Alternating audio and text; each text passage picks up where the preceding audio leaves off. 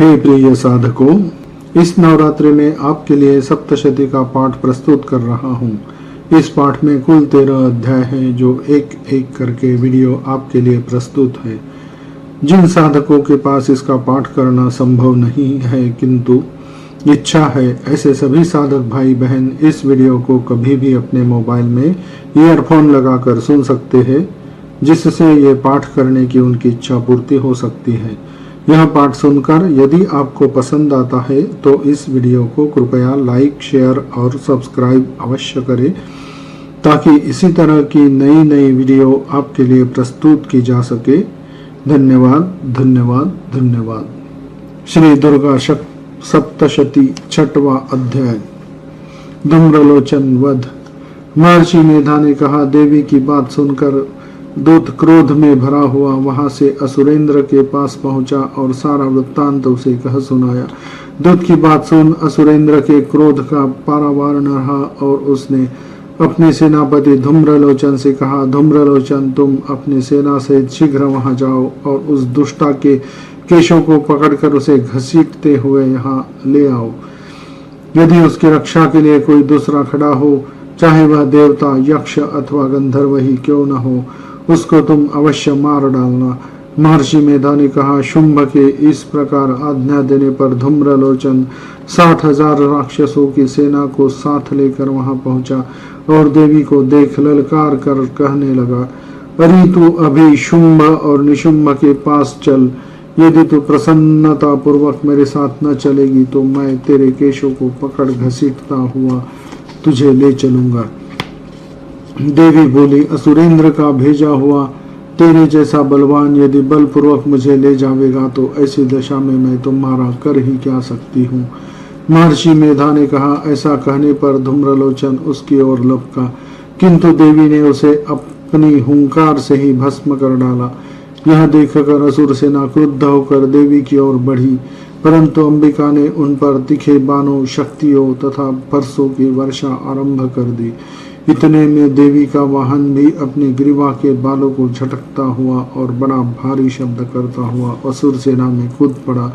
उसने कई असुर अपने पंजों से, कई अपने जबड़ों से और कई को धरती पर पटक कर अपनी दाढ़ों से घायल करके मार डाला।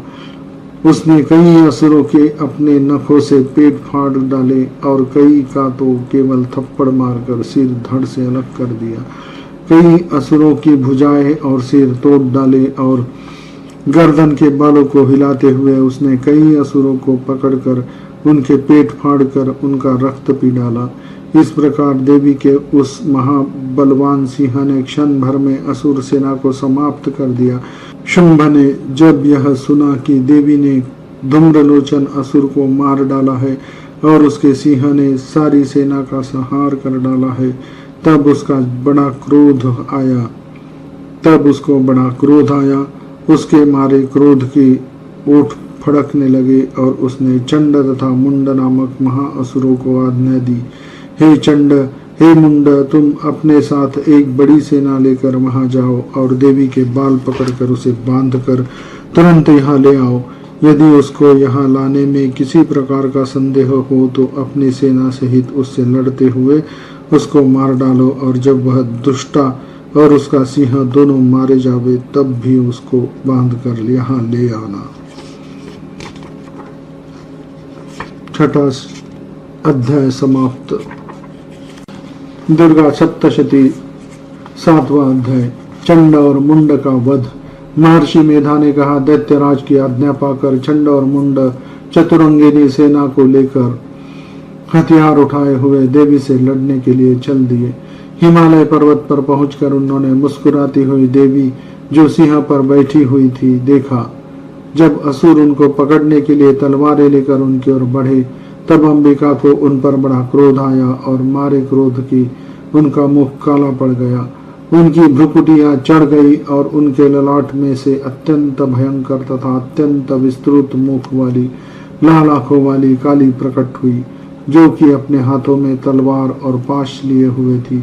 वह विचित्र खड़ग धारण किए हुए थी तथा चीते के चर्म की साड़ी एवं नरमुंडों की माला पहन रखी थी। उसका मांस सूखा हुआ था और शरीर केवल हड्डियों का ढांचा था, और जो भयंकर शब्द से दिशाओं को पूर्ण कर रही थी वह असुर सेना पर टूट पड़ी और दैत्यों का भक्षण करने लगी।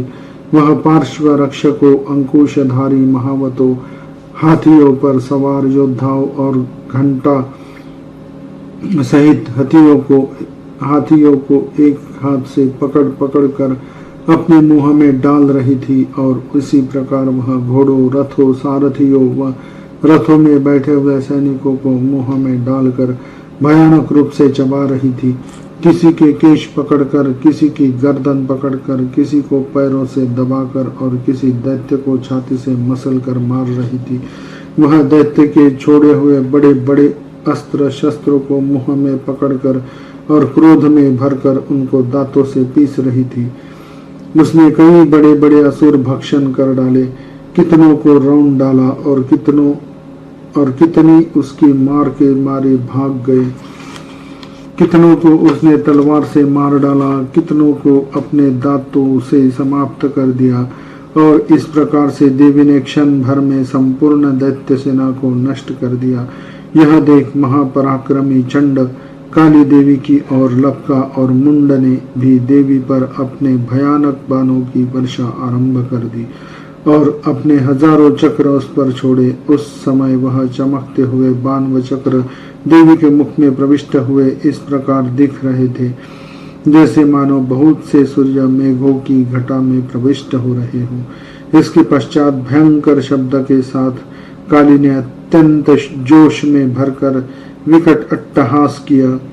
उसका भयंकर मुख देखा नहीं जाता था। उसके मुख में श्वेत दांतों की पंक्ति चमक रही थी।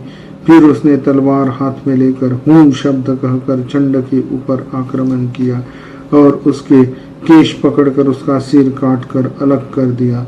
चंड को मरा हुआ देखकर मुंड देवी की और लपका, परंतु देवी ने क्रोध में भरे उसे भी अपनी तलवार से यमलोक पहुंचा दिया। चंड और मुंड को मरा हुआ देखकर उसकी बाकी बची हुई सेना वहां से भाग गई। इसके पश्चात काली चंड और मुंड के कटे हुए सिरों को लेकर चंडिका के पास गई और प्रचंड अट्टहास के साथ कहने लगी, हे देवी, चंड और मुंड दो महादैत्यों को मारकर तुम्हारी भेंट कर दिया है। अब शुंभ निशुंभ का तुमको स्वयं वध करना है। महर्षि मेधा ने कहा, वहां लाए हुए चंड और मुंड के सिरों को देखकर कल्याणमयी चंडी ने काली से मधुर वाणी में कहा, हे देवी, तुम चूंकि चंड और मुंड को मेरे पास लेकर आई हो, अतः संसार में चामुंडा के नाम से तुम्हारी ख्याति होगी। शांति शांति शांति।